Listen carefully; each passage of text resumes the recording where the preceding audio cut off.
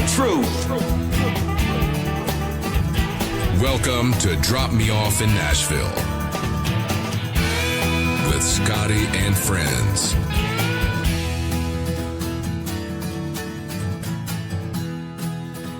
How you been? I've been all right. Busy? What about you? I'm doing well. I ain't been that busy because I had a what do you call it? Disc fusion surgery in my neck. Ah, jeez. I mean, the discs had degenerated to the point where my hands didn't work. Oh, couldn't God. play.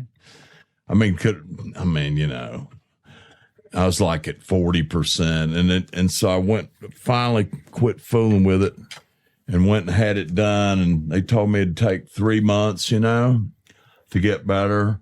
So we booked some dates 3 months out, and it was not a disaster, but it wasn't great. Right. So I went back to the doctor, and he said, well, it could take up to a year. It's like, why didn't you tell me that to start with? Right. Now I'm canceling stuff, and I don't need to be doing that. And yeah, it was kind of a drag, but we played, I guess, back in last gig we did. I can't remember. I think it was in September, and it was on the Tennessee-Georgia line down there in a really cool place, and it was okay, but I just decided I was going to have to get my hand coordination and strength back in my hands, you know, and I work on it every freaking day. And it's definitely better than it was. that's good. Yeah. Hey, we always hit the record button even before we get started. Welcome to Drop Me Off in Nashville. I'm not going to tell you who this gentleman is sitting across from me, but I'm pretty happy that he's here. I'm happy to be here. Hey, John Albani, this is a friend of mine from years ago. He's has a hell of a pedigree. We're going to talk about it, but thanks for having us, John. Yeah, absolutely. man. Glad you all can make it in today. Yeah. After Great this, to we're be going here. to introduce you to this legend in Southern rock right after this. Get ready. Get ready. Get ready. Let's do this. It's showtime. Please pay attention. Stop what you're doing and welcome our guest. Hey, Mikey, he had Ron DeSantis in here not too long ago with the Skynyrd guys. He's been recording them now. Oh, really? Yeah, I asked John to mic up today. I said, I want, because Mike has a little bit of history on that, and I want to just touch on that, but I don't want to concentrate on that. I want to talk about Mike in general, but I thought maybe you two could banter a little bit about what went on when the Skynyrd guys are in here and the stories that Mike might appreciate. Actually, I guess the thing, if you look there, you'll see it says Sparky, Ricky, and Gary, and the Gary one, I just haven't had I just don't want to take it off the queue. Yeah, I get it. John. He was my best friend for several years. God. Well, I think this was we did two things with Skynyrd. Well, with the guys. One was we did a single that was supposed to be the beginning of the new record. And then COVID hit, and we had just done a single, and then it canned everything, obviously. But that song was called Last of the Street Survivors. And that was, I think, the last recording Gary did. Huh. He sat right here with me, and we worked out parts and stuff. Gary was here. Ricky was there. He had his amp in. Sparky was in there, and we had amps all over the place. And he just sat here, and we worked on slide parts and everything. And he had a great old time. They all had a great old time because they said it reminded them when they were first writing. Yeah. It's just a small studio. Yeah. I didn't tell anyone they were coming. I even got a runner. So if they needed food or anything, we just, what do you want? And they would go run out and get it. They just jump in the car, go back home, and no one bugged them. No one knew till about a month after they were even in here. Mike, he had amps up in his kitchen just to try. Oh, dude, we had Sparky has 2 amps for different sound. He got 2 Fender amps for different sounds where he run the chorus and it's stereo. But we had 2 amps up in the kitchen on foam with blankets. We had Ricky has those Wizard amps, so we had those in the back, and then we built another booth in the garage for Gary. He had this gorgeous magnetone with 2 12s. Oh yeah, those are awesome. Oh, dude, what a sound! They sound great. Oh, especially great. with a Les Paul. Yeah. But yeah, that was a lot of fun. A lot of fun. Yeah, the first time, of course, I knew when they made them back in the 50s and 60s and stuff, but they didn't make them for a long time. And then whoever it is that's revived the company's done a hell of a job, because Greg Martin uses them from the Headhunters live. Oh, does he? Okay. Yeah, and they sound great. Howdy! I was glad you here, though. There's these fellas running all over Nashville causing a ruckus. I think their names is Scott and his hooligan friends. They kind of cute, though. How did it start, Mike? When did you pick up your guitar the first time? How old were you? Man, I wore my parents out for a guitar, and they had, my mother, not me or not my dad, but my mother had forced me into piano lessons about when I was 12. And I could not read music to save my life, but I could remember the songs. And I'd sit there and act like I was reading it, and I got A's on all the songs, and it was just, I was just playing from memory. Sure. She'd play it, the teacher, and then I'd kind of play it back, and she'd point out a mistake here or there or whatever. But I'm completely untalented for the guitar. I should have stuck with the piano, but it was, you know, you can't look like Jimmy Page playing a piano, you know? It's like a little difficult. And back then, you know, it was. Was he your hero? Was that somebody you tried to be like? He was one of them, yeah. Him and Gary Richrath from REO went back when they were a real rock band, and Skynyrd, of course, and ZZ Top were probably the main ones. So where was this? Where'd you grow up? I was born in Kentucky and grew up in southern Ohio, where all the hillbillies moved to so they could get jobs. And I was there till high school, and then I moved to Florida, Jacksonville, where Skynyrd was. Did you move there you were going to get hired, or were you going there for an audition? I had a band. Okay. And we all just moved down there because you could work down there for 6 nights a week. Did you know Jim DeVito? Yeah. Yeah. I worked with John a little bit. Nice guy. Yeah. I've known Jim forever. Yeah. Yeah. He was friends with those guys when they were coming up. And I heard he sold his studio. Everything. Yeah. That's too bad. That was a cool place. It was a good setup. Kind of like this, kind of in your home. And right on the ocean there. Yeah. Jim was a very, very nice man. Yeah. You know those guys that just make you feel comfortable, like Albani. He makes you feel comfortable right when you walk in the door. That was definitely him. Yeah, he and I have done gigs together for Steve Wrench before. Wow, crazy. Yeah. Yeah. I talked to Steve not too long ago, and I told him that I was going to be visiting with you. He goes, "Oh my gosh, I'd love to say hi to him. If Mike has time, tell him to call me." Yeah, man, how's he doing? He's doing all right. He's over in Europe, I think. Is he in France? Somewhere. He's somewhere. Oh, Steve, boy. Yeah, he goes around, that's for sure. So you moved down to Jacksonville, and now you had this band. I had a band called Hell and High Water that Alan Collins from Skynyrd named us. And he had to, when Ross and Collins' band broke up, Alan had his band, and we used to open for him, and Alan would come set in with us. And, you know, we were like his little project, you know. Yeah. And we worked 6 nights a week, and I mean, just constantly, sometimes 2 times in a day. We did this for months on end. And then I moved, the band kind of split up. We had a record deal with a local record company in Jacksonville. And then a couple of the guys flaked out and quit, and I had to hire some new guys, and it wasn't quite the same, to be honest. So then I started doing some more country stuff anyway, because that's what I grew up listening to before all the rock set in. Sure. And, I mean, I didn't know there was anything but Hank Sr. for years, you know. Right. And still I feel the same way. So when you hear music today compared to back, the grind, let's stay there for a second.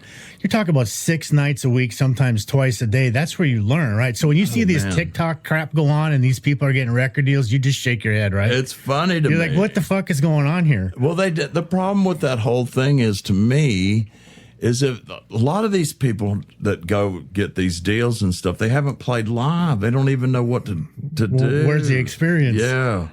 And if you're going to talk about that, then you might as well talk about AI, which is, I've gone the complete opposite route of AI. I bought a 2-inch tape machine and an analog AI console. Yeah.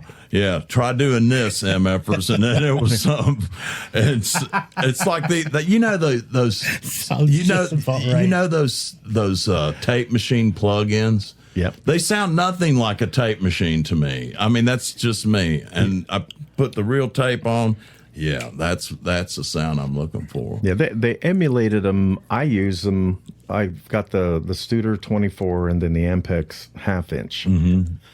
And I use them kind of like I used to use them. Like I like 996 on the 2-inch machine. Just had a fatter bottom end to it. Yeah. But then on the 1/2-inch machine, I liked having the 456. Yeah. And then we'd always hot rod that a little bit so the top end came back a little crispier. Yeah. So I do the same thing there. It's sort of like that. Yeah. But it's not the exact same as They having haven't got the actual hiss tape. down. Well, actually, you know what the stupid thing is? Both plugins, you can turn it off. So your mastering engineer doesn't lose it. Charge you another $100 a song, taking the noise out. There you go.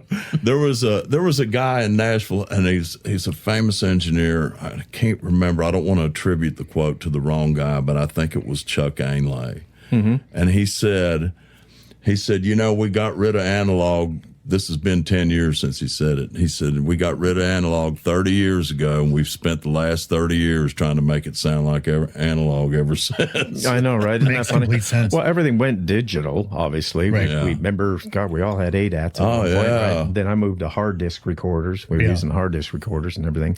I did the same thing. Yep. And I had one of the first 500 ADATs made, and it was getting used all the time. I mean, if I was not out playing somewhere, I was recording with it.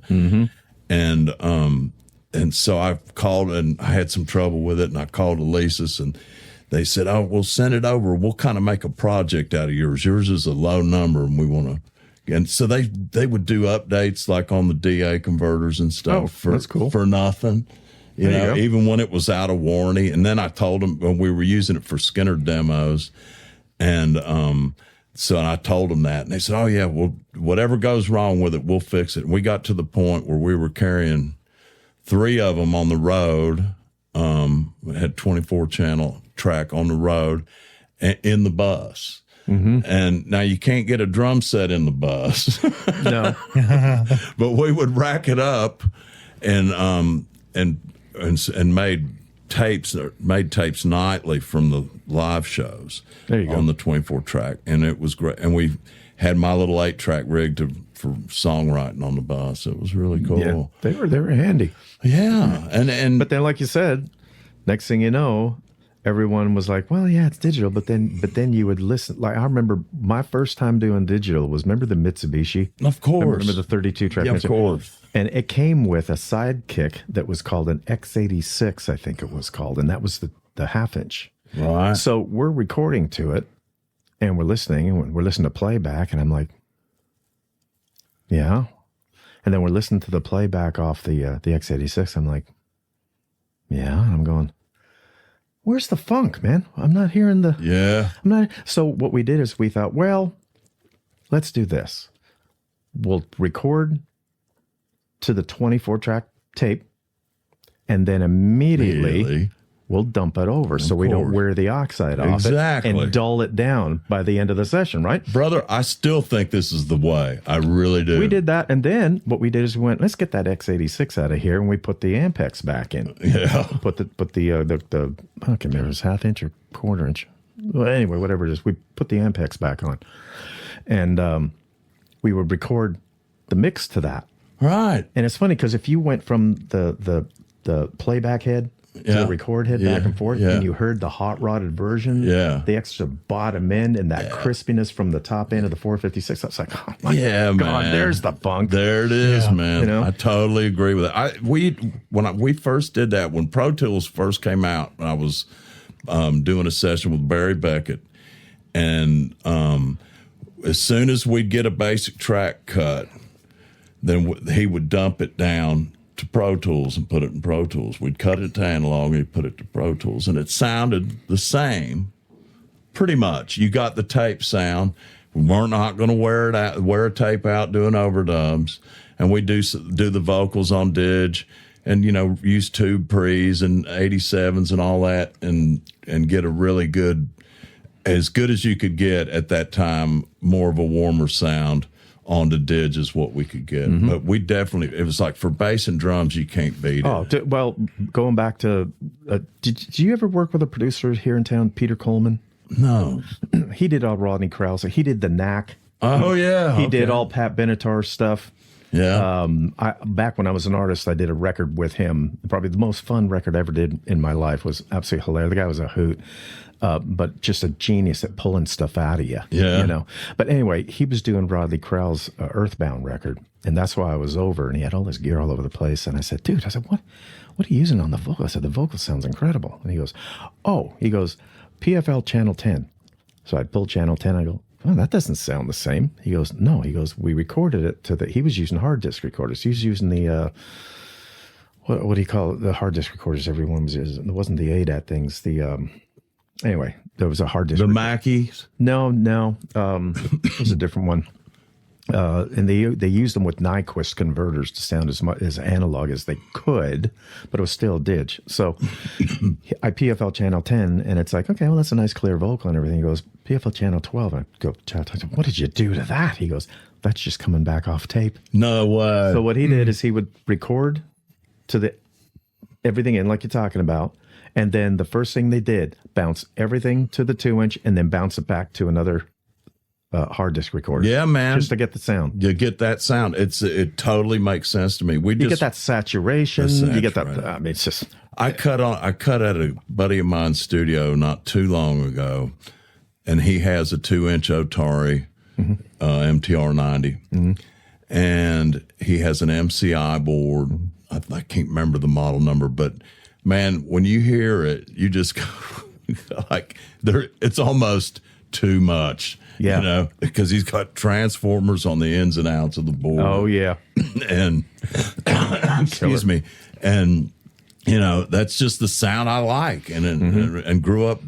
Dude, we used to put a 16-track head block on the 2-inch. Yes. And record through a modified need. The bottom end practically moved the studio back a few feet. Man, there's dudes doing that with 8-track stacks on 2-inch. Yeah. But the cool thing was we knew it was going to be mixed on either a Trident ADB or the SSLs were coming around. Yeah. And so it was that. As soon as you put the tape through that, it just did that. And just evened it. Now all of a sudden that bottom went down, some top came up. Yeah. It's golden. Yeah, man. So I still think that's a way to do it. It is. I love doing that. Yeah, where's that sound today, John, right? Mike, is that even around anymore? I'm pretty sure people still do it. I mean, I'd almost guarantee people still do it where they use the analog and benefit from the digital by being able to put the stuff on. And like we were both saying, you don't wear the oxide off the tape. I had an issue once when I was working where I'm sitting there, all of a sudden the vocal disappeared, and I thought the engineer muted it. And I didn't say anything. I figured he's working on something. I'll leave him alone, And then all of a sudden, it's like, Lenny, where'd you got the vocal muted? And he goes, no. He said, would you do anything in the patch bay? I said, no. And he's looking, and he looks. I said, I don't see it moving on the meter.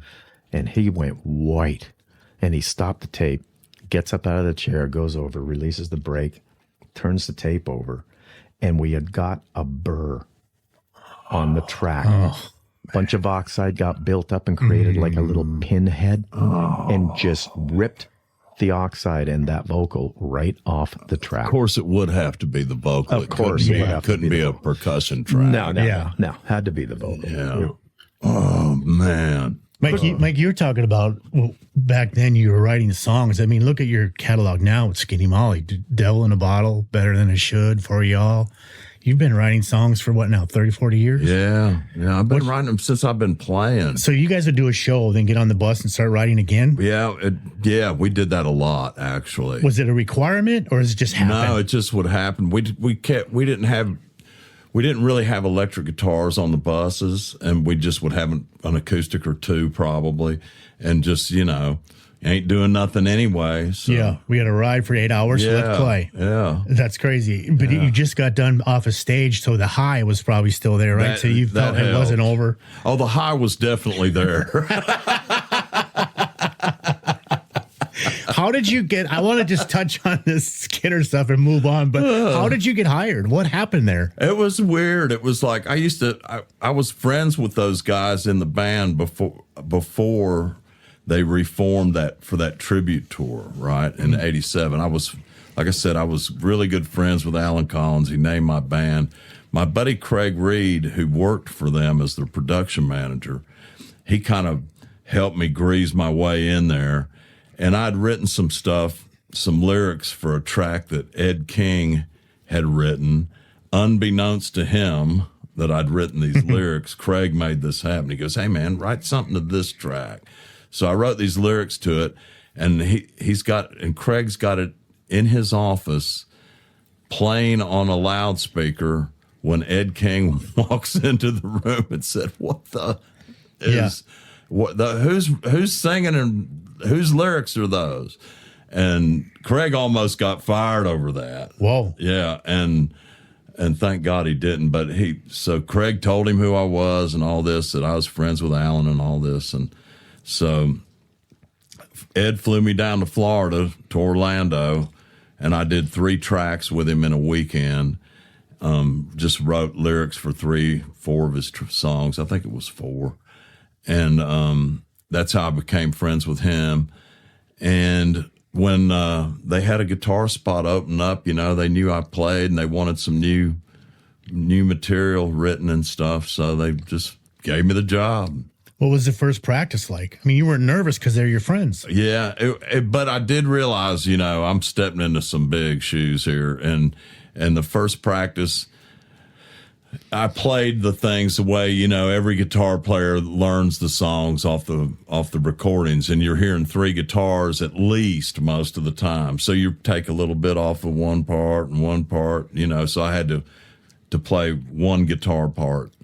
And I had to learn that part the way it would be played live. So I had to do some adjustments. I wasn't really nervous, but I knew I had some work to do. Sure, but now you playing in front of 30,000, 20,000, not 2,000, right? Yeah. What was that experience like? Were you like, holy shit, I'm here? Yeah, or was it like, it was a holy shit number. Yeah. It really was. It was like, and then. But the first one was behind you. Now we're good, right? Yeah. I just thought this is what I always wanted to do, and now you're doing it, Right. And it's like what the best part was getting to bring my parents out and Sure. standing them on the side of the stage while we played and stuff. Right. That was, when looking back at it, that was probably the one of the highlights of it. Maybe especially for your mom, because she was like, "Let's get him in the piano." And now here's my son. I walked over to her once during the show while she was standing there. She's got this big possum grin on her face, and I said, "I told you." The piano wasn't for me, Mom. I love you though.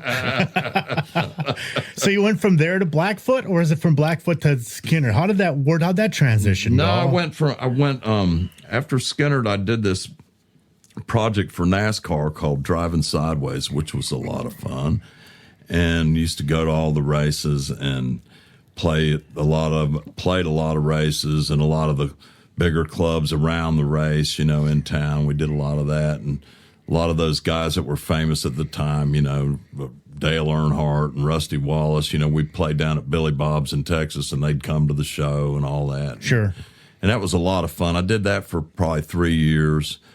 And after that, I kind of just decided I wanted to do a more outlaw country thing. Now, you got to think this is in the late 90s, and there couldn't be anything further from popular than outlaw country at this time. Sure. But it's what I liked. And so I decided, it's the way I wrote. So I just did it. And, it went around to I'm not going to name any names because they're probably still alive, but it went around to the people running the record companies at the time. And, well, this is kind of dated. It's pretty 70s. And now look what's at it. Look at it, yeah. I said, I get, Scottie, I get so tired of being right.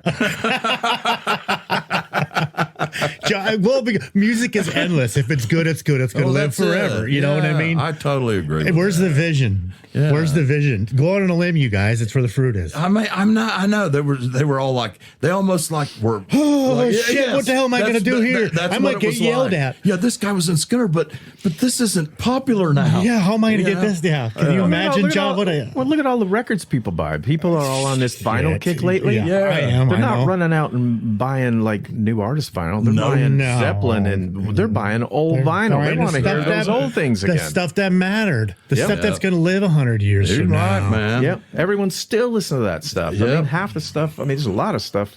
Some stuff that's good. Well, what you guys just talking about for the first part of the show, that's how that stuff was recorded. It was. Yep. Yeah. Look at it today. It's not going to be there. I know. Yep. I know. That's.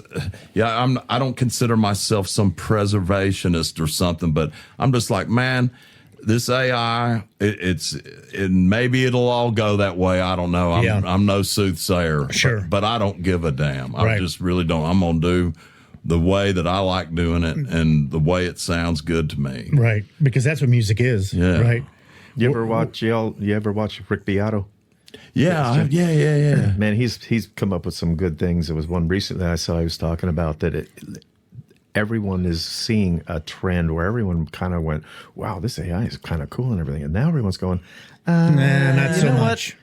That's AI. Yeah, not so much. Now they can tell. Yeah. Now they're going, hey, can we put the people You back can't in? copyright it. You can't register with Pro. No. You can't do nothing. I know. So don't be stupid. But what my favorite thing is this. I created this in AI. Yeah. Congratulations. You did nothing. You didn't create anything, nothing, sir. No. So we were one time, Mike, I remember, I'm probably going to say the chord wrong, but we were up in Michigan. You were doing a show up there, and something about your guitar, I think it was like a purple color, a red color. I'm kind of colorblind. Yeah. And I went over to grab it for you, and you said, don't touch my effing guitar if you could hold an F sharp or something like that. And I went, I'm so horrible. It was. I'll never forget it because I tell everybody that story because it was. You weren't a dick. It was. Everybody laughed and I laughed too. And I thought, what the hell am I doing, man? This is his baby. Leave this shit alone. Yeah, that's tricky, man. When you reach for somebody's guitar, The thing is that guitar is so beat up. There's nothing you can do to it to hurt it, and it's funny to me. Which one is it? It's a '59 Les Paul Jr. Oh yeah, it's my favorite guitar on the planet. I've had it since the early '80s. Yeah, and it's like when I got it, all the finish was there. It ain't there anymore, and there's nothing you can do to hurt this thing. It's built like a tank. And it's like that's why I'm short. What's funny is I should have been like my cousins and been about 6 feet tall or something like that. But I started listening to Peter Frampton, bought a Les Paul, and never grew up. Yeah. It stunted my growth. Yeah. Hey, we'll be right back after this. Those Northern Les Pauls, they are heavy. Oh yeah. Yeah. I went before you came in. I said, John, will you mic yourself? I said, just because there's so much history between you two, I said, I think that you should probably join in on this thing. So I'm glad you did. You guys talk the same language. I'm just sitting over here going, holy shit, I'm getting to school right now. I got out of playing. I used to play, all the time. I got out of it because I got on the other side of the glass, and those hats are so good. So I don't play. I'm an old ladies guy. But then I decided, you know what? I think I want to play again. Yeah. So just for fun. Yeah. And so I thought, well, if I'm going to play again, I better get some stuff and everything. Got some pedals and all that shit and everything. I thought, I gotta get a nice guitar. I had some, a half decent Strat and stuff. But I thought, you know what? Maybe now's the time to get the guitar you always wanted. And so I went up to Guitar Center and I found they had a 1950s reissue gold top Les Paul with P90s. Nice. And I went, give me that. Yeah. Oh my God. I always wanted, I mean, I've had Les Pauls before, but never had one with the P90s. That's for me, it's the only way. My God, what a sound! And the Les Paul, and just holding that thing. Oh, yeah. Hey, you guys, we're back. Just so you know. We never stopped recording. Mikey, let's get into Skinny Molly. Talk about Luke and Jay and Kurt. I mean, those guys are your brothers, right? Yeah, I mean, the success you've had with Skinny Molly's been crazy. It's congratulations. We've toured, and we've been touring these four guys since 2007, and so that's a pretty good run for a band, I think. And so it'll be 20 years in next year for this lineup. But the band's been together since 2004 with different players. Sure. And we've done tons and tons of touring in Europe and basically lived over there for several years. And it was sellout after sellout after sellout. I was following you guys. It was unbelievable. And so but there's been, Europe has changed a lot in the past couple of years, in the past 5 years, I'd say. We haven't been over since 22. And I don't know, man, as I've gotten older, it's like I don't want to have to deal with somebody breaking into the van. Last time we were over there, I've got a Mercedes, one of them long, tall sprinters that we'd used to tour. And so on 2 different occasions, but someone tried to break in and steal our gear, come out of the hotel that morning, and the doors, you could see where somebody had a crowbar in there. We had it all shored up, so it was hard to break in, but you got to have glass. If they really wanted in, they could break the glass.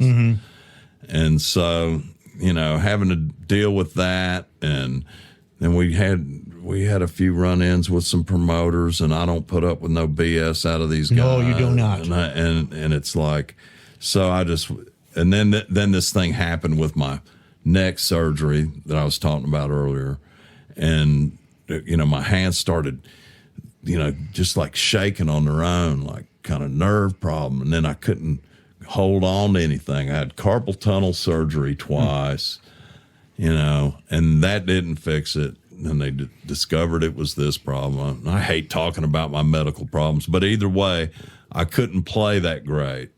So we kind of, it's like, okay, take a couple of years to get it together, which is basically what's happening. But we're gonna tour Europe again this year in the fall, and we're gonna play as much as we can over here. And because I miss it, we haven't really had a full year of gigs. I loved it over there. Did you? Oh, I used to tour. We used to tour over there so much that I almost moved to Munich. Yeah, I believe we were over there. So we might as well just stay here. That's what I said. But yeah, it was amazing, and it was funny because we'd have a promoter. I was in it was like a heavier rock band, kind of like a Bon Jovi, but a girl singer. And so we'd be over there once, and the promoter said, "Yeah, we got to put this tour together for you." Oh, who are we opening for? He said, "Manfred Mann." I'm like, what? I said, are they still alive? I was like, why are we opening for Manfred? But we're not even close to that. He goes, oh, you don't understand over here. They love Manfred Mann, but they like the new stuff coming up too. So they get to see the old band that they like and a new band that's coming up. And they lived off their magazines. Oh, yeah, man. Yeah. If you were in the magazine, because they didn't have the same video blasting that we got. Right. It was all magazines. So if you were in the new band that was in the magazine and you were going to come over to play, it didn't matter what style you were. They appreciate music differently. They appreciated right? it very different. They had a whole. They were like, no, let me hear it. Yeah. And I'll be damned. We go open for Man, and they would. Place would come apart. What is that over here in America? Is it because it's all controlled by Live Nation and all the? What is the deal?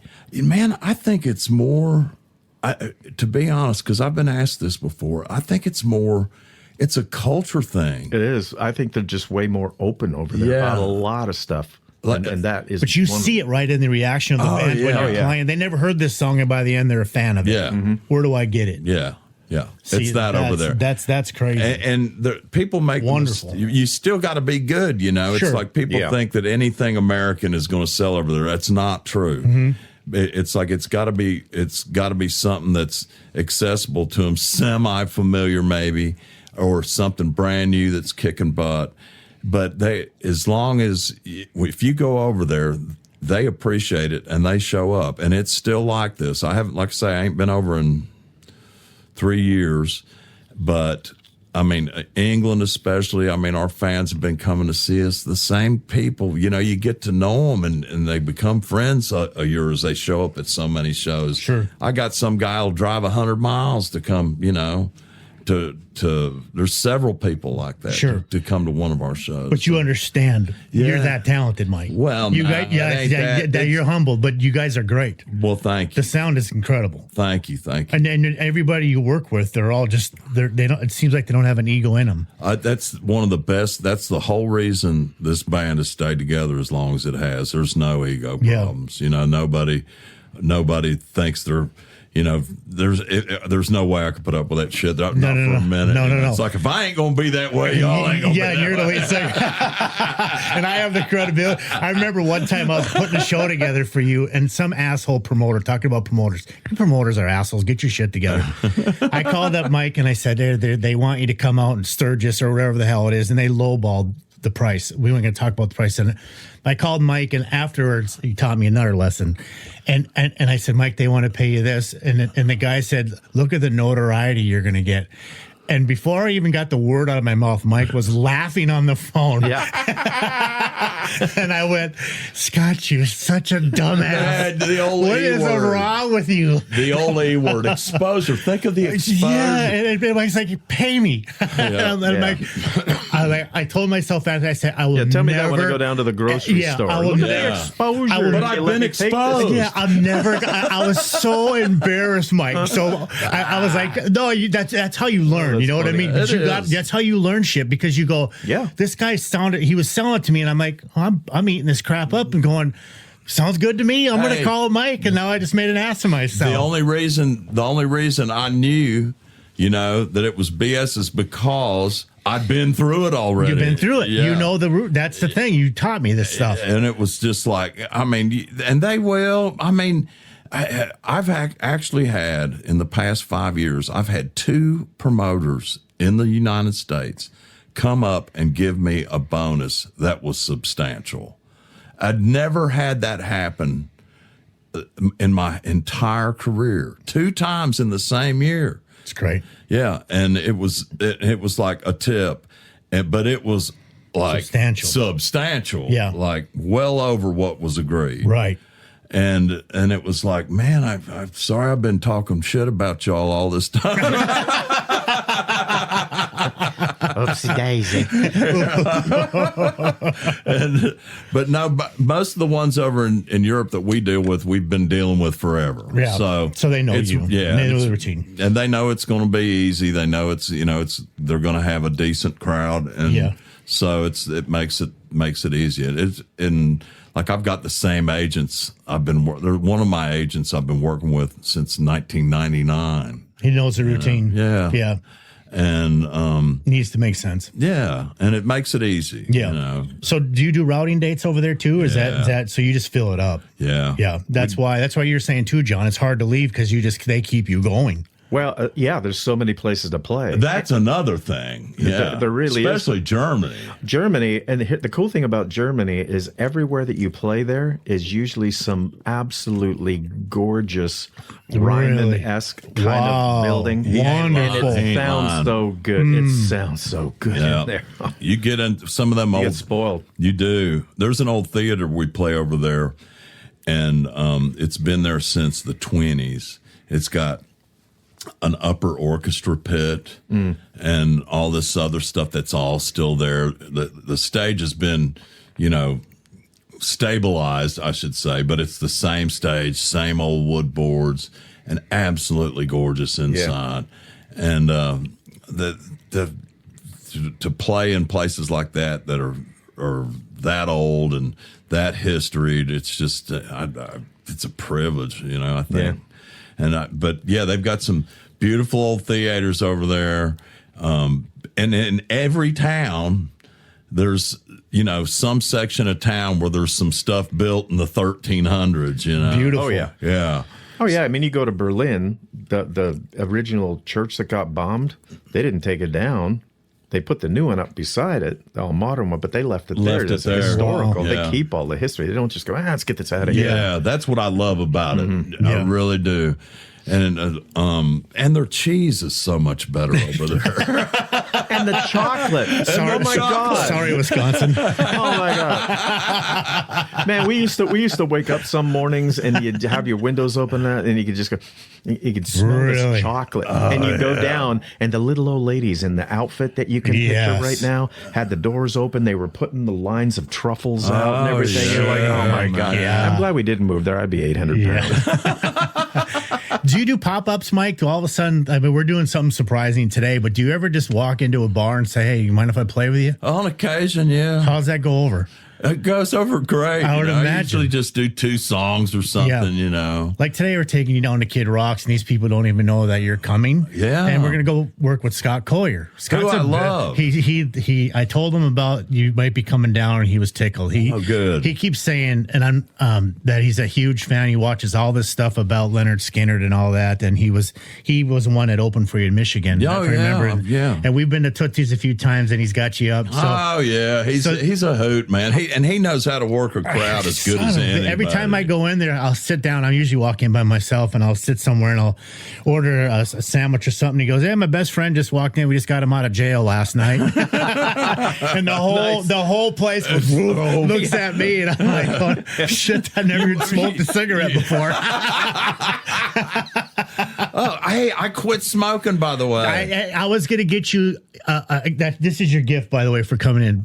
But I got a hold of Luke and I said, I remember Mike's rider had some kind of Yingling beer on it. He goes, "Don't get him alcohol. I don't think he drinks anymore either." Quit. Good for you. Yeah, quit drinking, quit smoking, quit everything. Yeah, so I got you something a little bit special, but there's a gift for you. Thanks for coming. Have to do that. Nah, I get it for everybody that does the show. It's your time. So I'm not special. No, hell no. I ain't kissing your ass, Mikey. We've been friends a whole lot too long. Hey, but remember when I brought you that 410 out to your ranch to shoot them snakes? You still got that thing? Of course. Did you shoot snakes with the son of a bitch? Have. Yeah.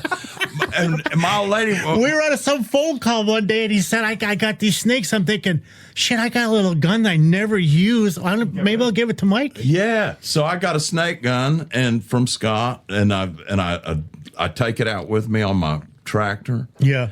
In case, I need it. I haven't needed it in a while, but my wife killed a daggum rattlesnake on our driveway. Yikes. 2 feet from the studio entrance door with a hoe. Her and my kid went out there. I was in Europe playing at the time, and she sends me this picture of this snake that looked like it got caught under a bush hog. It's just where she just beat it to death. It's about 4 feet long, you know. I thought this is the least I could do for the lesson. He gave me 10 years of lessons in like 6 months of something like that. So I remember bringing that. Hey, we'll be right back after this, you guys. Go! Podcasters, it's time to level up your sound. Don't let your show get lost in the noise. You need exciting intros, powerful outros, and smooth transitions that keep your listeners hooked. That's where podcast production music comes in. From polished production elements to custom sound design, Mark Maynor is your audio production professional, delivering broadcast quality results every time. Call Mark at 727-609-7366 or visit podcastproductionmusic.com. That's podcastproductionmusic.com, and bring your podcast to life. Sound Pro, stand out. Podcast production music. So let's talk about Skinny Molly. You go to Skinny Molly Rocks and you get everything with that, right? SkinnyMollyRocks.com. Yeah. Also, I'm putting together. I've had a dig studio for a long time, and I bought that machine I was telling John about, and it was I'm in the process of getting all that together with another friend of our old buddy Steve Wrench, who this guy Steve used to kind of manage, and he recorded at Jimmy DeVito's. His name's Mitch Dupree. Mm-hmm. And he's a singer, great singer, rock singer, and he's into vintage gear big time. We now have, it's almost embarrassing, we have 16 or 17 of those Siemens V376 Pre's, those old ones. Oh, yeah. Yeah, they sound fantastic on whatever. I got this is a kind of a combination. It says V72 on it, but it's a V72, V76. It's got like a volume control and a couple things on it. That thing sounds incredible. They are old as hell. Yeah, so are these. Yeah. They're unbelievable. They're unbelievable. Yep. And I plugged in. I'd never even seen one of these, and he'd left all this gear. He said, "Just go through it," and he'd never done anything with that particular one either. So I get the little box out, and they put it together at that tab in Germany. Put that whole thing together, and I plugged a Royer and an old 57, What they call that model? I can't remember, the Dyna something. Oh yeah, I know the one you mean. Yeah. And I put those on a guitar amp, ran them through them through the three, and I went, holy crap! What the hell? Oh yeah, I've never had a guitar tone this good. Oh yeah, and so after that, I went, let's just get a 2-inch tape machine while we're at it. Yeah, there you go. Yeah. And I said, this is the tone I've been looking for. I've never gotten a sound near that good on with Didge, recording. So, Mike, let me ask you something on that subject. Let's say I was a singer and I came to town and you were gracious enough to produce me or work with me. Would you record me on that equipment? Yes, or would you I say, would. let's go to a studio and do this the Nashville way? Man, it would depend on the artist, I think, but it's like, hell, I'm recording here in this place in a minute. This place is amazing. Yeah, this is a fun little spot, and Yeah. I got all my toys. John's so humbled, but this is amazing. He gets a lot of great people in here. Good rig here, man. Nice little rig. Yeah, and This used to be fuller than that, but this is the recording side, and then all over here used to be the mixing side. All the gear is gone from there because once the plugins, I could not stand being in the box for the longest time. Yeah. So I use this almost like a stemming console, but I would fire out like I used to love using. There was a Tube Tech made a LCA2B compressor, stereo compressor. Love that on drums. They're great. Loved it on drums. I had my API 2500. Still got the SSL compressor there. Kept that. But I had all this stuff I mixed through. So I used, we'll go Didge, but I'm still going to run through my stuff. Yeah. And I couldn't stay in the box. Every time I tried to stay in the box, I go, it just sounds flat. Something happened. But then finally, they started to get to a point where the technology got better. And I remember UAD came out with an API 2500. And I set the two up. I couldn't wait to download it as a test or a trial, whatever they had, And then I put the two of them together, set them up identical, and it just popping back and forth. I was going, oh, shit. Couldn't hear it? I couldn't tell anymore. Yeah. And I've had that 1176 there. That's the AE model. I think they only made like 500 of them or something. Wow. I managed to get one. They came out with a plug-in, and it's definitely got a sound. It literally is like you take a black face and a silver blue face, and that's what they came up with a couple other adjustments. I couldn't tell, but now I got as many as I want. Really? Right? So I started going, well, I don't know, they're getting there, so maybe I should try. So I remember, long story short, I ended up sending something over to the mastering engineer. I said, take a listen to this. Does this sound okay? And he goes, oh, it sounds great. Why? I said, okay. I said, I'm just curious. I said, that was in the box, because about a week before I had sent him something that was in the box. And he calls me. He's, hey, John. Yeah. You doing anything different over there? Why? I'm like, why? He goes, I don't know. It doesn't quite sound the same as the stuff you normally been saying. I'm like, well, I was trying to stay in the box. And he goes, yeah, I don't think you want to do that just yet. I'm like, okay. Well, the week after, I got all the new UAD stuff, and it was sounding so close I couldn't tell. I sent him over. He said, that sounds great. I'm going, you're kidding. I said, I think I might be able to stay in the box, which I'm thinking, I don't know how many recalls you try and do, and you set everything up. I got tones going through. Everything's perfect. You hit play, and you listen to the mix you had, and you go, fuck, it doesn't sound the same. Yeah. Yeah. And then you realize, well, because you mix that on a Friday, the Tube Tech had been sitting on since Monday. Yeah. You just turned it on an hour ago. Yeah. It's different now. It's different. So to finally be able to go file open was like, oh my God. Yeah. See what I'm talking about, Nashville Dreamers? You work with the guys that know what they're doing and how it works. That's where you got to come. That's why I keep bragging on you, Albani. It's because this is the place to come to record. But like we're talking about too, it almost wouldn't matter who you're working with or what style of music or anything. My dream would definitely be to be able to hit the analog stuff, use all the fun stuff, all the old fun stuff that you could use, and then dump that to Dig, and then bring that in. Yeah. And Mike, would you produce people today? Oh yeah. Would you consider if people could? Are you open to them going to Skinny Molly Rocks and reaching out to you? Sure. And if you find that it's a fit, would it something that you're interested in doing? Yeah, of course. It's what I'm. Man, Scottie, I'm 62. I'm not going to be built for the road all that much longer, and so that's the reason I was putting this studio that I want together. And so I can slide into that when I'm going to do shows till I fall over, but I want to be able to do something that doesn't require me to have to be gone. Right. Well, and you got a new beautiful wife. Oh, yeah. And that's 9 years. Nice going. Things are going very well. Yeah. And so to be away is sometimes just not so fun. Yeah. It doesn't hold the magic it once did, but I still love to go play shows, Sure. And I love to a big crowd as much as I ever have. It's just is it the adrenaline or what? Yeah, that never changes. Yeah. Out of all the stuff that all three of us have seen change from, say, we probably were like Full Tilt like in the 70s, through to now.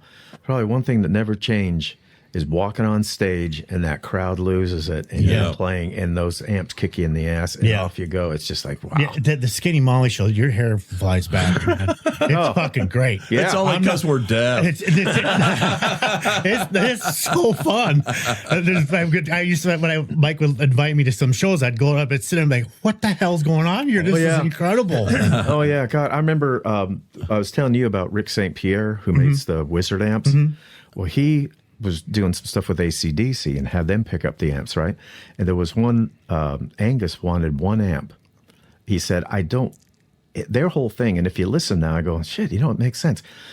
They weren't cranking the pre's up and getting all distortion. No. Everything was pretty clean, really. It really is. But it was wound open. Those speakers, they were blowing through speaker boxes like crazy. So Rick made I think it was a 200-watt head. They said it absolutely. They thought the walls of the studio were coming apart. It was so loud. Oh. Did either one of you guys ever think, Mike? Have you ever said, "I'm going to quit. I've had enough of this shit"? Oh hell yeah! I think I did. I think I did when I went and saw Jeff Beck play. You went, "I'm done." Oh yeah, I just went, man, what am I doing? Yeah. So I went again, and I said, well. But he don't write songs like lyrics and stuff, so I'm gonna stay with it. I got out of the management after two-tone up anything because of Tommy, but I'm like, I can't do this shit no more. It's too frustrating for me. Well, shit, that sucks. I was going to ask you. And then 3 years later, I got sucked back in. I'm managing a guy by the name of Michael Gillis. He's an adult contemporary, had a couple Billboard hits last year. Super great guy. He's doing real well for himself. Good. And I love it. What I love is the climb. Getting them there. Yeah. That to me is the fun part. Oh, dude, the rest of that shit, I'd rather just give it away. You got to enjoy the getting there. I remember That's the fun part. My whole time, being on the other side of the glass as an artist and everything was like, man, it had to be fun. I always told myself, what's my dad actually told me? He said, you'll know when to get out. Yeah. Yeah. Said, like, if at some point, if it's not fun, you'll know. Yeah. And you'll realize you got to get out. I just love it. If that's what finally did it. It was certain things were happening. It's in you, right? It's in your soul. Yeah. It's not going sitting there away. on the bus, and one day you just go, I can't do this way. And then it hits you. But that's true, man. You will know. It's like, and I haven't gotten to the point where I'm like, no, I don't want to do this anymore. I love music so much. I want to, but I'm getting to the point where I would like to help other singers and writers and stuff. I think you'd be and produce stuff. And I've done quite a bit of it back 25 years ago when I was basically living in Europe at that time. I was there for probably 6 months out of the year. Right. And I was working out of a studio in Finland, and for some reason I got tossed all the female artists, and I started working with several really good ones. And I was like a staff producer basically for the stable of chick singers that they had, and it was great, and I really enjoyed it. It was like, for me, it was like there was no pressure. It was like you're just helping somebody get to where you both want them to get. Right, know? and it's fun. Yeah, it was a riot. The creating. I didn't have to wear leather pants. Yeah. Worry about what I ate. Oh, dude, I love wearing leather tops, leather pants, black Les Paul. Dude, if I showed you a picture of me, you'd laugh. It looked like Tony Iommi. But trying to wash them and everything and take care of them. Oh, man, what a pain! It's beyond. One time, I'm gonna tell you a funny story about that. This is during that time I was in Finland. I had, you know how you get when you got leather britches on the knees, make a big bump there from where you sit down, and when you get up, there's still the bump still there. Yeah, and it's like, oh man, that don't look cool at all, right? So somebody said, well, if you'll take a towel and a warm iron, you can get that out. Okay, so I tried. The iron was a little more than warm, and I pulled it up through the towel, and there's a hole like the size of a coffee can lid right through my brand new leather britches. So I was able to save them because of this lady that did alterations in the town. She said, "Oh yeah, I can fix that," and she sewed a new panel in, and you could never tell it. But right then, I was just like going, "Man, this is I don't really want to wear them anyway." No. Aren't they hot? Right? Yeah. They're my hot. God. They were You have the damn ridiculously hot. spots on you. I mean, you're just burning up. Oh yeah, they roast They were you. so hot. It's- That's really why everybody's so skinny, right? In the rock bands. Yeah, it's like going to the sauna, and that was really funny. You don't think of that. Those kind of things that go on behind the scenes of a rock band. Oh, I can't. Well, I got to find a pair of jeans because I burned a hole through my leather britches. And it's like complete tragedy. What's next for Skinny Molly, Mike? I mean, what are you guys gonna do? I mean, you're going back out on tour. You said. What are the fans? Is there music coming out? Yep. I guess I'm going to do this thing, which is no longer a new thing. I know John knows about this too. There's, we're doing an album. Excellent. And I thought I would never do another one because it takes 1 year of my life just completely away, basically. And it's like I can't do anything else but work on an album. It shouldn't take that long, but when you're a DIY thing, it does. Yeah. And, because I'm not just working on the album, I'm promoting the album, I'm getting to doing all the stuff that goes along with it. A lot of work. Yeah. And so we're going to start releasing singles probably in April to lead up to the Europe tour. We're going to put out like a single a month. I've got the first two cut and mixed. And, then when we do the tour, the whole album will come out. So we'll have 4 or 5 songs out there, right, and then release the whole thing. And I'm gonna do it on vinyl. John, did you know that vinyl outsold CDs last year? No surprise. We were talking about that before. It was, I think the past couple of years. Yeah, no vinyl surprise. outsold. This you find vinyl in the store. You don't find CDs very much in the store. No, but here's the funny thing: as that Rick Beato channel I was telling you about, he was saying not too long ago that the funny thing is people were getting a little worn out with just streaming alone, and CD sales have gone back up. Really? They actually want to buy something physical that they can hold on to. They could look at the liner notes. Yep. They can put it in the car. Well, you have to have an older car. I do. I still do. Yeah, I do. Yeah, I still do. One of my dearest friends is a music investor, and he goes, I want to hold something. What's his name? Randy. I almost just said it. Good thing you laughed, or I would have said it because you asked me. But he's that's how he's like, I want something. I want a product. Yeah. Are you going to fight Spotify, or you don't give a shit about Man, that at I this hate point, do you? Spotify. I've got an account and all that, but it's million downloads, you get $3,000-$4,000. I Go got kiss some off. song that did like by now it's probably 500,000 plays or something. I don't think I've seen the first bit of little tiny it's a check. joke. Or It's a joke. Well, that's kind of the problem, is that there isn't enough money from that alone. Like record sales, that was one thing, right, back in the day. But there's not enough money in to call it a living. So you got to figure out how to. That's what I don't get, though. You literally got to become your own label and run it yourself. If Sirius Satellite Radio charges you a fee, right? They pay the artist. Yeah. Right? Yeah, so, through and the songwriter. Yeah, but Spotify, you have to pay them a fee, monthly fee. It's at $10, whatever the hell it is. And where's that money going? I think I looked at the rate per play or something, and it was something. There were so many zeros in front of it. It's 0.004 right now, I think. It is? Yeah. Well, the opener for me was that guy Pharrell. He had that song Happy. Yeah. It was the biggest song of the year when it came out a few years back.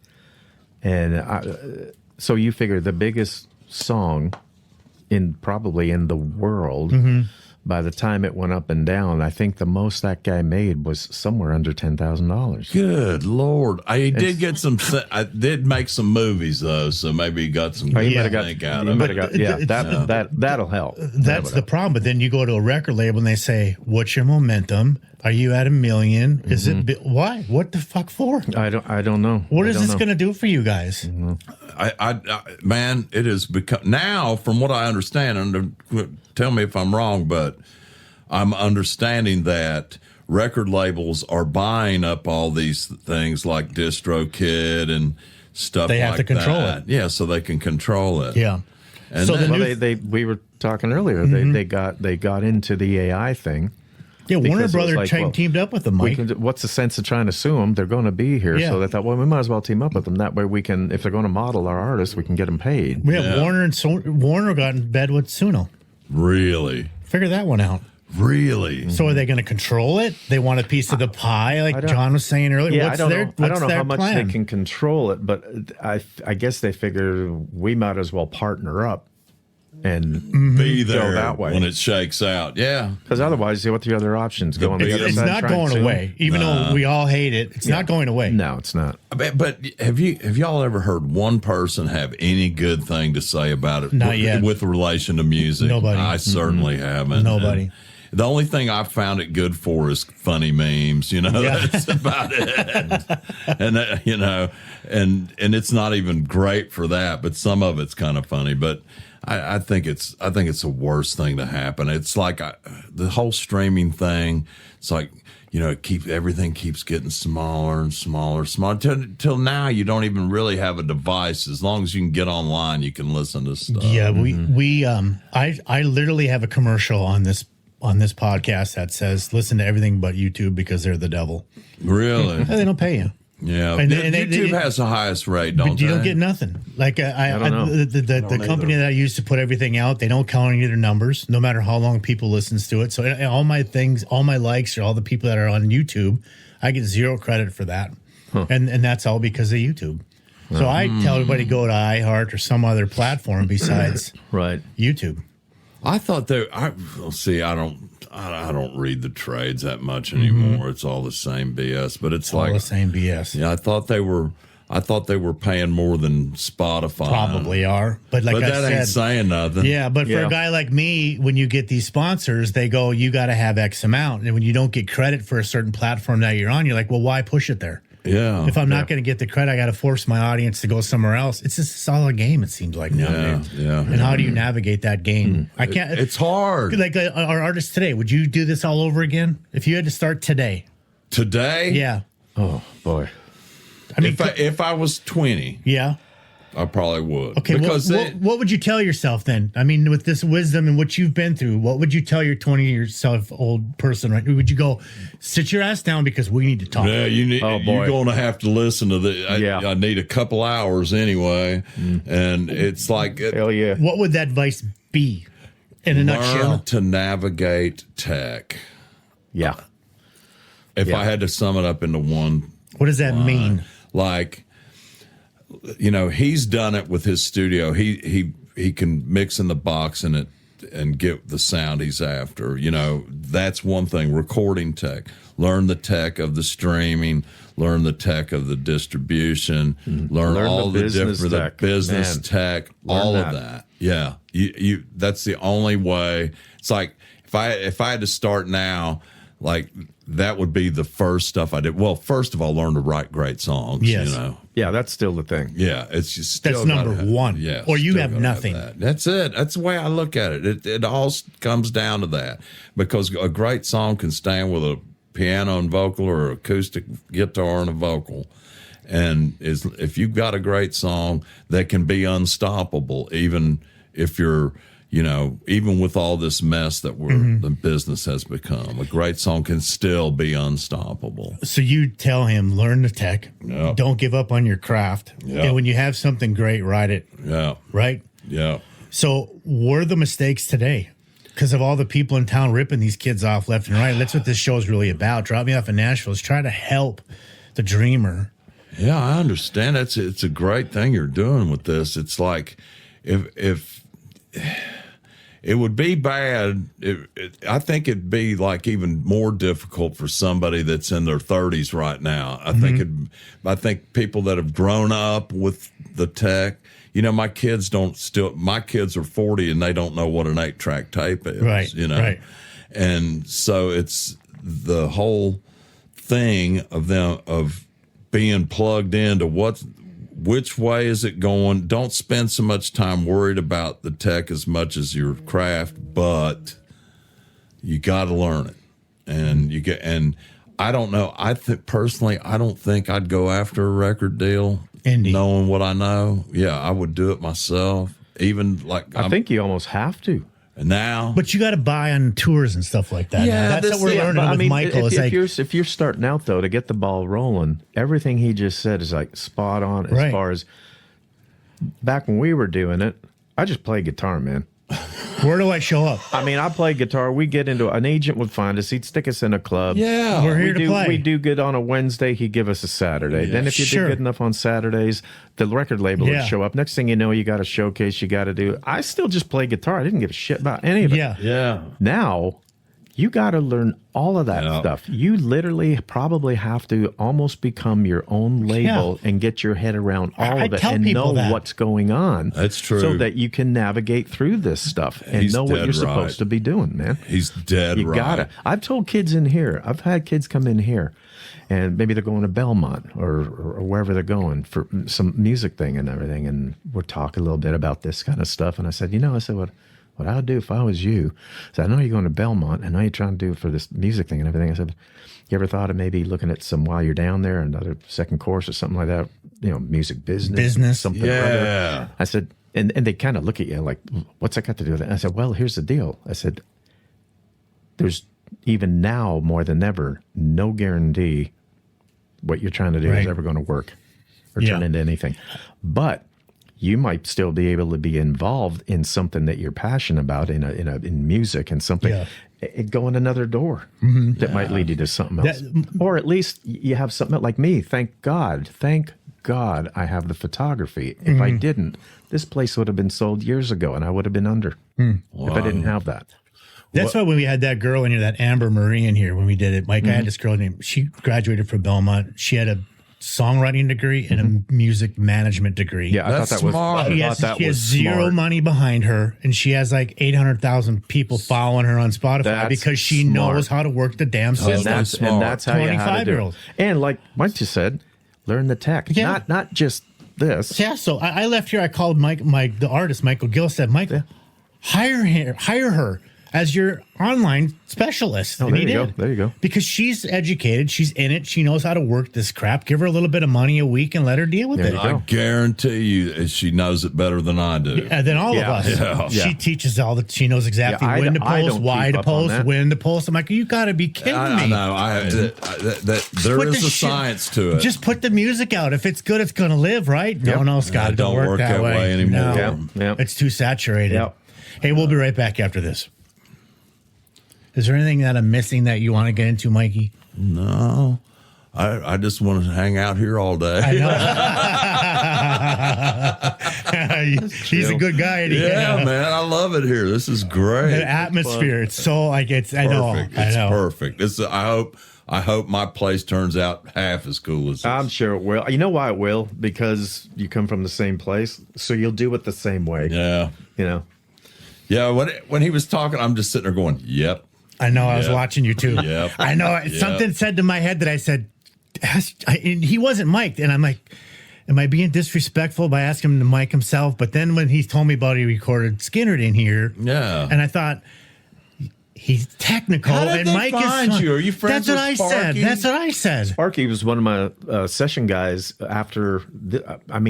When I moved to town, July of '95. That's one of the I first. moved here in August of '95. Yeah, so right about the same time. 30 years. Yes. Happy anniversary. Yeah, you too. So, yeah. So what happened was, like I told you, I stopped programming everything and playing everything on myself, started using the musicians, everything. Well, Sparky had just finished playing with a band, the two girls called the Kinleys. Remember? I remember them. They were really good. And he got off the road doing that, and he was looking to do studio stuff and everything. And someone brought him in. I met him from there, and I thought, my God, this guy's amazing, fun to hang out with and everything. And so he started playing with me forever. And then Johnny and Donnie Van Zandt had been writing stuff like fools, getting themselves through COVID and everything. Yeah. Well, it actually started before COVID. My bad. It started before COVID. COVID shut it down. Just before that, they were writing and everything, and they said to Sparky, they said, we got so much stuff. We're thinking of starting a publishing company, see if we can get some of this stuff out and just pitch it. Yeah. They said, well, we got to record somewhere. He goes, anywhere up in Nashville we could record? And Sparky goes, yeah, I got this place. Yeah. And so they came up to just do some demos. Right. We hired singers. Johnny didn't even sing in it. They had Ron Wallace sing some stuff, which ended up leading to Ron singing with Johnny because they work so well together. But so they started doing that, and then next thing you know, they're going, wait a minute, it sounds pretty good. They started playing for the other guys, and they're like, where did you do that now? And then one thing led to another, and then they said, Johnny calls me, goes, hey, what do you think about maybe trying a couple of songs up there for the new record? And I said, okay. Yeah. And that's how it started, because they were pretty happy with the demos that they were coming out. They were pretty much, I don't do anything it's a demo. If I'm going to do it, I do it. No, I do every. You know what I mean? Yeah, do it right or don't do it at all. I do what I do. That's how it comes out. I don't know I don't know a crappier way to do it. I just do it. That's it. And so that's when they came in, and we decided to do the first one, and they were just elated with that. And that's how they booked 2 weeks to do the full record, and COVID hit and that shut it down. But that's how I found them all, just through Sparky. That's the way it usually goes. It's like it's your buddies, this town is this town. The whole 30 years I've been here, I don't think I really advertised anything. Yeah. Everything was just word of mouth. If you're doing something good and you're not an idiot and you're nice to people, if you're not being an ass, you're not an ass. You're nice to people, and you actually do good work for people, and you're somewhat at a personable. fair price. Yeah, If you check off all those boxes, people will go, I know a place. Yeah, And I used to get that all the time, because when I came here, like I was telling you, I had a rock background, so I wasn't in the country, but they thought that that's where it was going. So maybe that was my new niche. So when people started hearing it, there was so many times people telling me, well, we got these demos we play for these publishers and everything. They'd stop after I think, well, why'd you get this done? Yeah. Because it sounded so like not what was going on. Yeah. And I promised myself, don't do what everyone's doing. Yeah, just man. hold your line, man. It'll either work or it doesn't. That's it, man. That's it. So I did.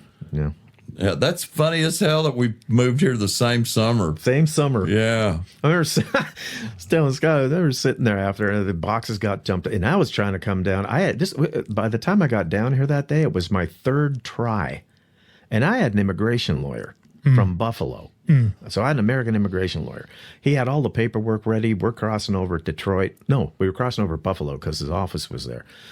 I had moved out of my place, had the truck packed, had friends driving the truck. I'm driving my car. We're heading down there. We get to Buffalo. And the guy goes, well, how's he getting in here?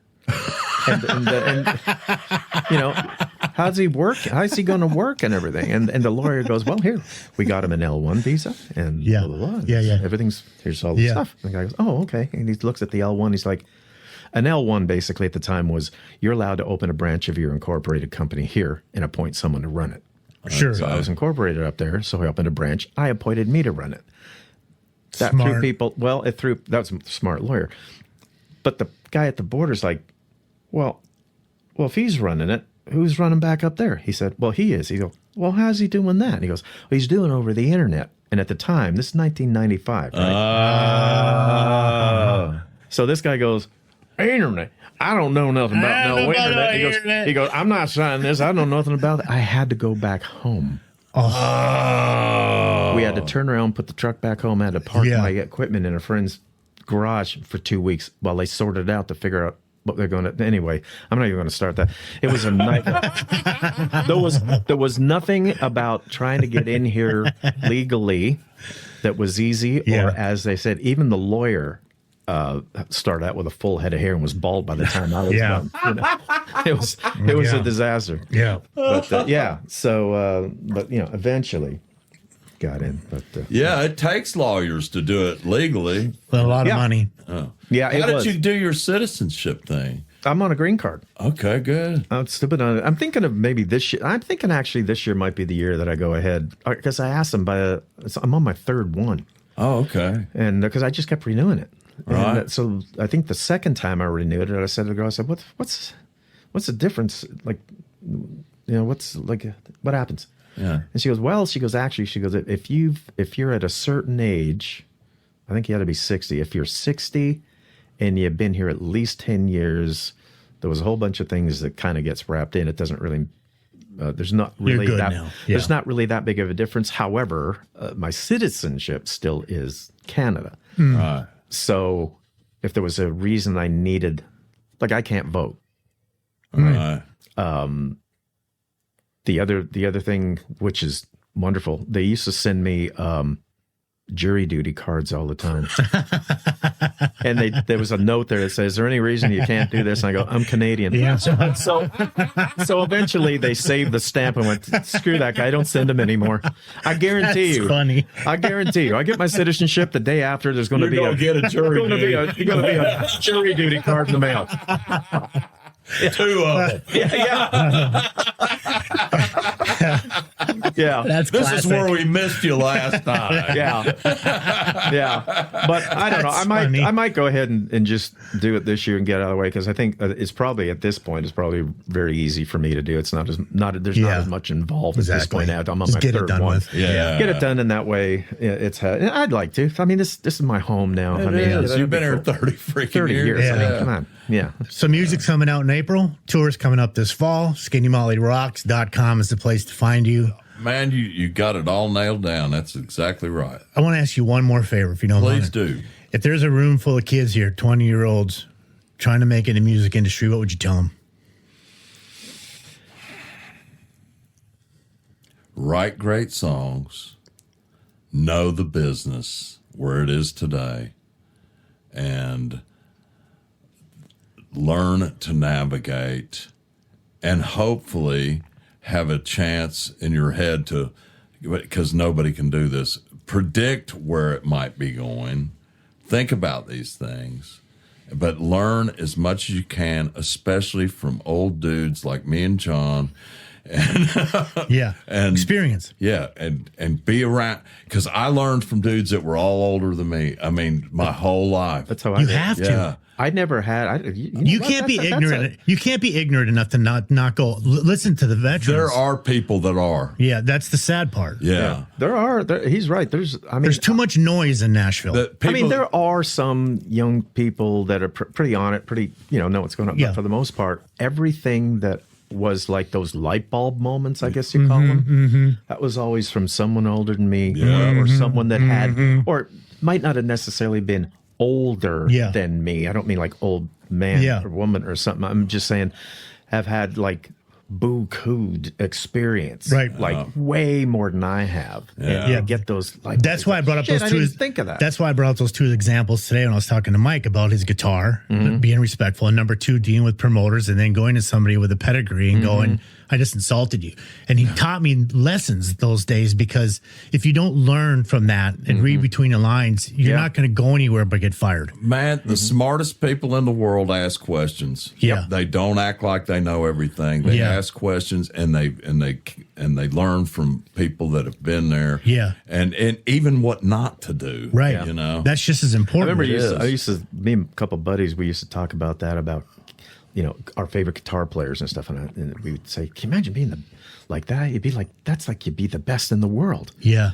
And I remember thinking to myself, well, that would suck. Who you got to learn from? Well, what do you do now? Yeah. If you were the best in the world, it's like the ride's not there anymore. I got nothing to bounce anything off. So let me ask you guys this. That's on a dumb level from me, okay? I want to say something. When they get that rich and famous, what stimulates them?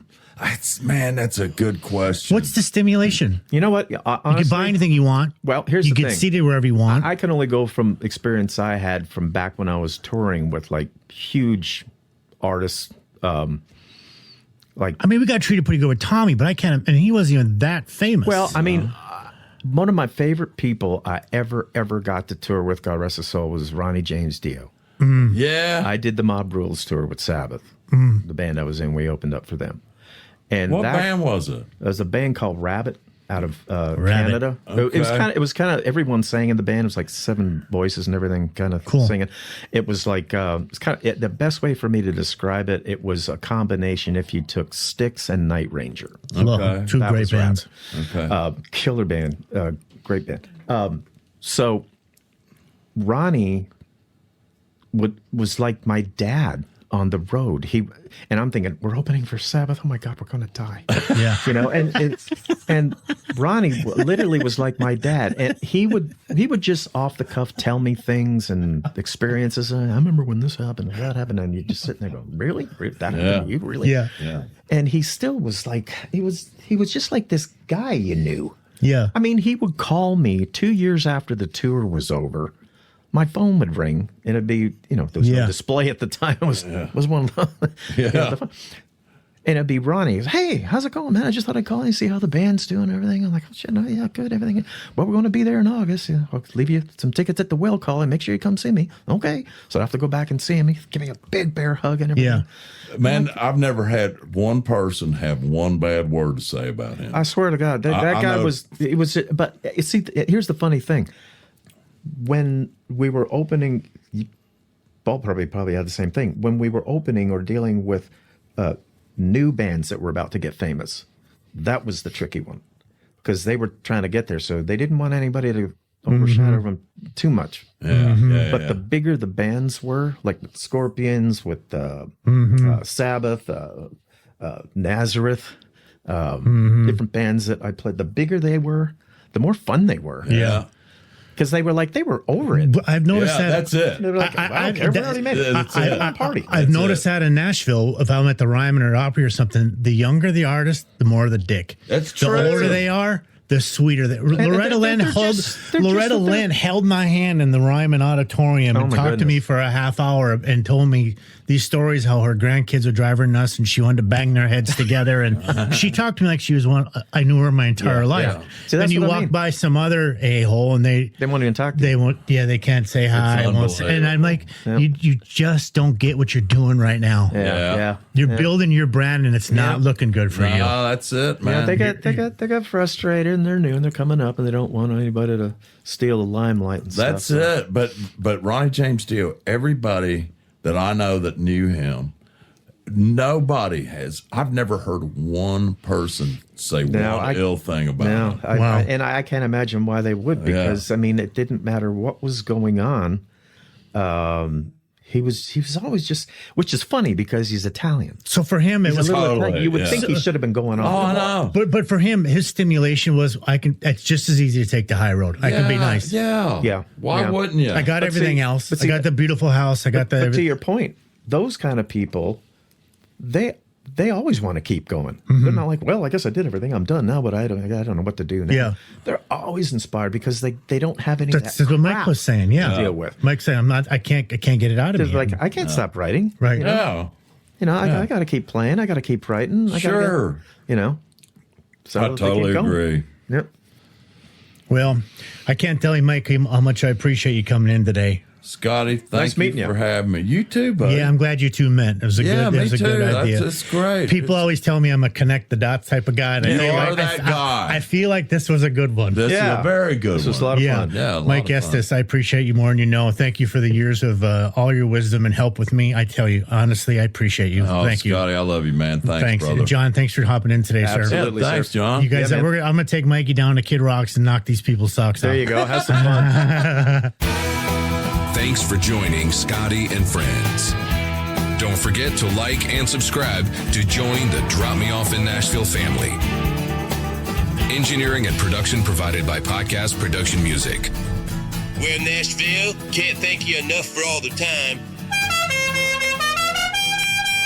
Y'all come back now. Here?